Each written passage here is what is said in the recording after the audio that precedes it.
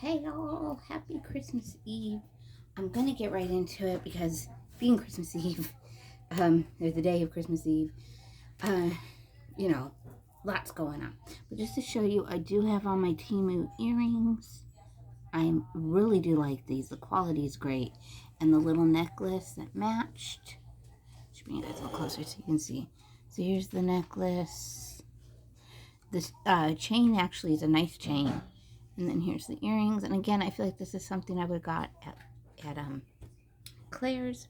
The nails. Okay, so let me talk about the nails real quick. They are a little weaker in the tip. Well, I guess not. This one I chipped yesterday. They do, even though they're stick-ons, they do not come with the little sticker on them. You have to put it on, or you can just glue them on.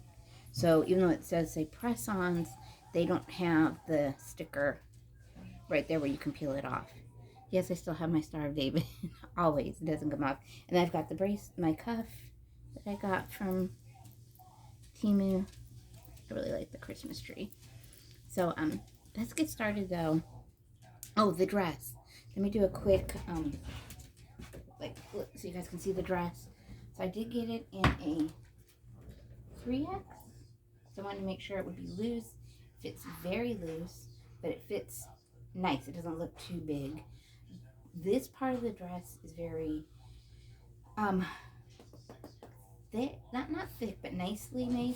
The middle here is thinner and the back is thinner. But I can tell you right now, I walked outside. I was cold because of the wind, but in this house, I am just fine. So it is. You just gotta be careful. It is a little thinly. I'm afraid it's gonna snag the middle part, the end parts, not so much. But I did get like I said, I got a 3XL. Let me back my chair one more so you guys can see. You guys can see the whole effect. So see, it does go a little bit past my knees. There we go. You guys can see the whole effect. There we go.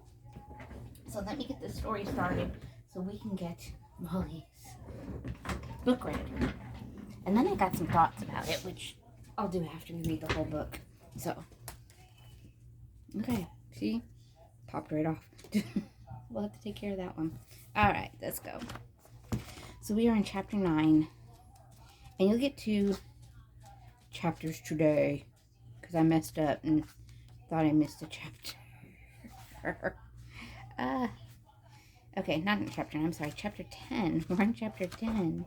So you get chapter 10 and 11. You'll get 11 a little later today. So let's go with chapter 10, Making Surprises. Molly's nose was tickled awake by a spicy smell. She sat up and took a deep breath. Cinnamon, she thought. Mom must be making sticky buns as a surprise for breakfast. Molly grinned. She remembered that Mom had said the night before about making their own surprises. It looked, or rather it smelled, as if Mom's surprises were already off to a delicious start.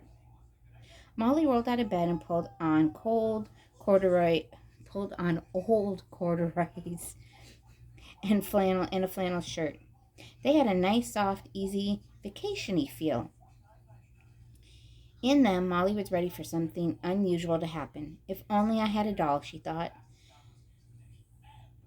as she pulled on a pair of thick socks. This is just the kind of day when we would have an adventure together. Maybe we'd pretend to be ambulance drivers or scientists going up some interesting concoction. Molly hurried into her shoes. The only concoction that interested her right now was being cooked up downstairs in the kitchen. She'd better hurry before Ricky ate up all the sticky buns. She bounced down the stairs of the kitchen, but Ricky wasn't there. "Good morning, Mom," said Molly. "Where's Ricky?" "He's already in the living room," Miss McIntyre said. "He's moving furniture to make room for the Christmas tree." Just as Molly bit into a warm, sweet bun, Ricky appeared at her elbow. "Hurry up and eat that," he said in a businesslike voice. "I need your help to bring up the ornaments." Molly's mouth was so full to answer, so she nodded her head eagerly. Ricky waited impatiently as she chewed and swallowed, gulped some milk, and wiped her sticky fingers. "Let's go," he commanded. Molly followed Ricky down the dark steps to the cellar. There was only one light behind them, a bare bulb hanging at the top of the stairs. Their shadows danced before them like cheerful ghosts. They seemed to say, Here you are at last. We've been waiting all. We should use. Hold on. We've been waiting all year for you to come down and open the closet. Now the fun can begin. Molly jumped ahead of Ricky and pulled open the closet door. Every Christmas she could remember had begun the same way. Dad would open the door to the Christmas closet, and say, "Ho, ho, ho, what have we here?" The closet was full of Christmas. It smelled of dry pine needles, mothballs, crushed peppermint candy canes, and bayberry-scented candles. Bags overflowed with circulated ribbons, paper chains, rolls of wrapping paper, and shiny strands of tinsel. Boxes of Christmas tree ornaments were piled in shaky stacks, waiting to be carried upstairs and dusted off, so they could shine in the light and work their Christmas magic again. Molly was glad to see them. She scooped up an armload and held the boxes steady with her chin. Ricky pulled a string of Christmas tree lights off the shelf. "I'll take care of these this year," he said. Molly was doubtful. No one but Dad had ever handled the lights before. The tangled string of lights looked like a thorny vine. "You think you can do it?" she asked. "Even Dad has trouble." "Don't worry, Fuss Budget. I can figure this out," Ricky said. He slung the loop of lights over his shoulder and marched up the stairs. Molly climbed the stairs behind him. With every step she took, a bell jingled in one of the boxes she carried. "Ho, ho, ho," she said, as she jingled the box to make the bell ring louder. "Here comes Christmas." Brad ran to meet her at the top of the stairs. "Oh, let me see," he cried. "Where's my stocking?" Molly lowered her pile of boxes to the floor and knelt down to open them. "Hey, look." Brad held up a battered star cut out of cardboard and covered with wrinkled tinfoil. "Here's the star I made last year." Jill sat at the kitchen table, calmly eating a sticky bun with a fork. She glanced down at the box scattered on the floor. "Oh, honestly," she said with a scowl, "did you have to haul all that stuff out of the basement?" Molly looked up. "But these are the Christmas tree ornaments. We need them." Jill raised her eyebrows, then turned back to her sticky bun. "They're so junky. I think this year we should use only store-bought balls. None of those handmade ornaments or messy paper chains." No one said anything. Jill touched her lips with her napkin. "And I think we should use only blue and red balls and blue and red lights. It will look patriotic." Molly thought that was a terrible idea. "But we don't have very many blue and red balls," she said. "We don't need many," said Jill. "We usually put too much junk on the tree anyway. It will look more elegant with just a few balls." Brad looked down at the tinfoil star. "I don't want the tree to look elegant," said Molly. "I want it to look—" "Just like last year," interrupted Jill. "I know you want everything to be just like last year, and I keep telling you that it just can't be." Ricky put the string of lights on the table. "What do you think, Mom?" he asked. Miss McIntyre put her hands in her pockets of her apron. "Well, I think it would be nice to have an elegant, patriotic tree. But I know I would miss all the old ornaments. They're like old friends." She thought for a moment. "How about this year? I saw a picture in a magazine of a Christmas tree with a flag on top instead of an angel or a star. It looked very patriotic. What if we used all the old ornaments, but put a flag at the top of the tree?" "That would be good," said Brad. Molly looked at Jill. "What do you think, Jill?" Jill shrugged. "Frankly, I don't really care. It was just a suggestion." She stepped over the boxes of ornaments and walked to the sink to wash her plate. "Well," said Mom in a cheerful voice, "that's settled. Brad and I are going downtown today anyway. We'll just add a flag to our shopping list." Right after breakfast, Mom and Brad got ready to go out.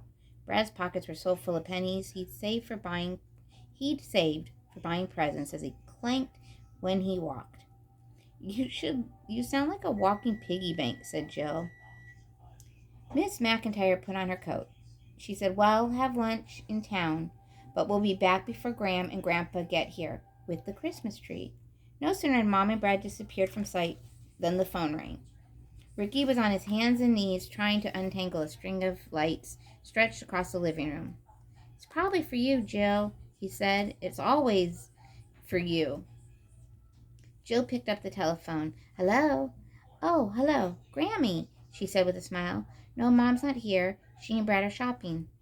As Ricky and Molly watched, Jill's smile sank into a worried frown. "Oh," she said. "Oh, that's too bad. You can't get it fixed?" "Oh." She turned away so they could only see her back. "Well, I'll tell Mom. Well, we'll certainly miss you. No presents have come from Dad yet. I'll tell Mom to call if a box arrives. Well, we're sorry, too. Say hello to Grandpa for us. Goodbye." She hung up. "What happened?" asked Molly. "What's the matter?" Jill turned around. "They can't come," she started. "What?" gasped Ricky and Molly together. "Grammy says they had a flat tire. Their spare tire's too old to use on such a long trip. So they'll have to wait and get the other tire patched. No one can do it until after the weekend. So," she repeated grimly, "they can't come." "Oh, no," wailed Molly. She sat down on the floor next to a box of ornaments. "Oh, boy, what a Christmas," said Ricky gloomily. "First no Dad, now no Grandma and Grandpa. And no tree," said Molly. "No Christmas tree from Grandma and Grandpa's farm." "Well, what do we need a tree for anyways?" asked Ricky. He kicked away a string of lights with his foot. "We don't have any presents from Dad to put under it." "We have our presents for each other," Molly said weakly. "Pig deal," said Ricky. Molly began to feel as gloomily as she had the night before. "I wish Mom was here," she said. "Mom couldn't do anything about it," said Ricky. "Let's face it, this Christmas is ruined. No one can do anything about it." Molly thought about what Mom had said her last night. "Mom says we have to rely on ourselves this Christmas. She says we have to make Christmas special this year." "What are we supposed to do?" asked Ricky. "Make a Christmas tree?" Jill had been very quiet, but now she said, "We could buy a tree. We could do that ourselves." "How?" said Ricky. "I only have 25 cents left." "I have money," said Jill. "But that's your babysitting money," said Molly. "I thought you were saving that for—" "A tree is more important," Jill interrupted. "Come on, let's hurry. Let's get the tree before Mom and Brad get home."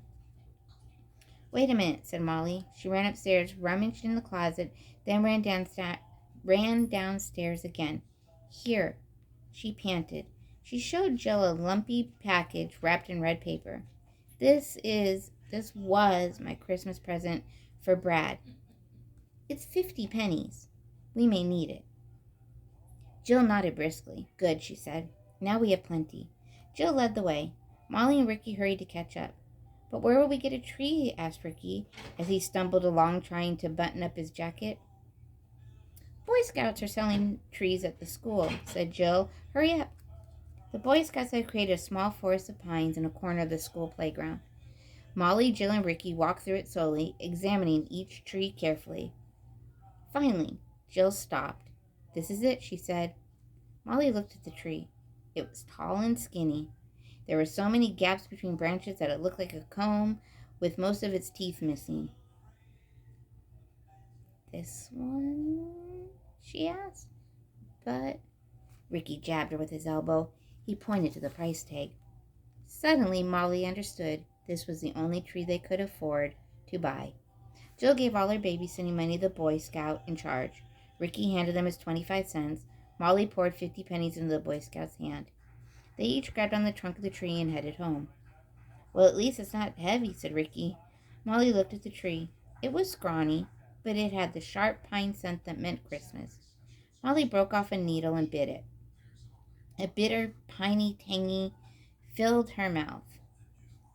"Let's decorate the tree before Mom and Brad get home," she said. "That way it will be a great surprise for them." Jill shook her head. "You and your surprises," she said. But Molly could tell Jill was excited too, because she began to walk a little faster. The tree bounced with every step. The tree is going to be okay, Molly thought as they hurried home in the pale December sunshine. Mom and Brad will be surprised. And we did it all by ourselves. Molly grinned. "I guess Mom is right. All the McIntyres are pretty good at surprises. It was dark before dinner time. Molly and Jill were laying on the living room floor, gazing up through the branches of the decorated Christmas tree. Once the lights and ornaments were on it, the tree did not look scrawny at all. In fact, Molly thought it looked beautiful. Jill, do you mind that we put up all the old ornaments on the tree? She asked. Are you disappointed that it's not elegant?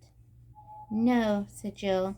This tree needed all the ornaments. Besides, I didn't really like that idea of only red and blue balls. I just thought it might be better if the tree looked different this year, she sighed.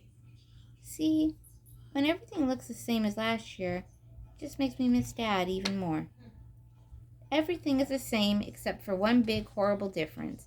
Dad isn't here. Oh, said Molly, I never thought of it that way. She looked up at the colored lights wound around the tree. They looked like shining jewels on the green branches. Well, I think this is the most beautiful Christmas tree we've ever had. Jill smiled. You say that every year. I know, said Molly, but this year's true. Even Mom said so. Molly and Jill were happily quiet. They were both thinking of when Mom and Brad had come home to the glittering tree. Molly had never seen her mother so completely surprised. She shivered with pleasure when she recalled Mom's pleased, proud face. You know what, Jill? I'm beginning to think that making surprises for other people is more fun than getting surprises yourself. Said Jill. Molly couldn't tell if Jill was listening or not, but she went on. I mean, it will still be great to get Dad's surprise, of course. Jill tapped one of the dangling balls so that it swung back and forth like the pendulum of a clock. How come you're still so sure we'll get presents from Dad? She asked. Molly was silent for a moment. Should she say out loud the worry she had been carrying around for days? She took a deep breath.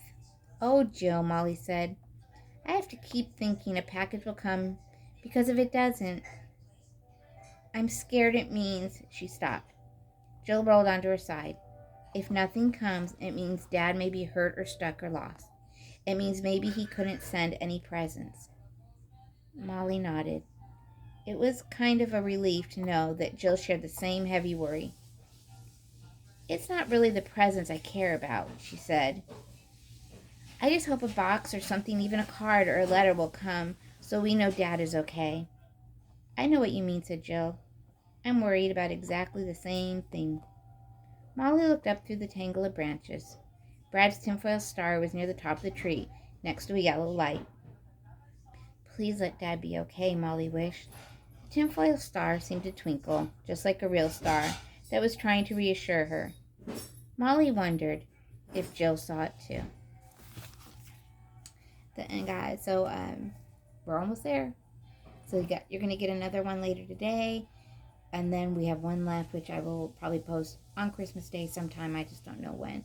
So you guys, enjoy your holiday if I don't talk to you between now and tomorrow. Have a great day with your family, your friends. Your thought of this Christmas. You guys are great. Be kind to yourself. Be kind to others. Like, subscribe. And we'll see you on the flip side. Bye, all.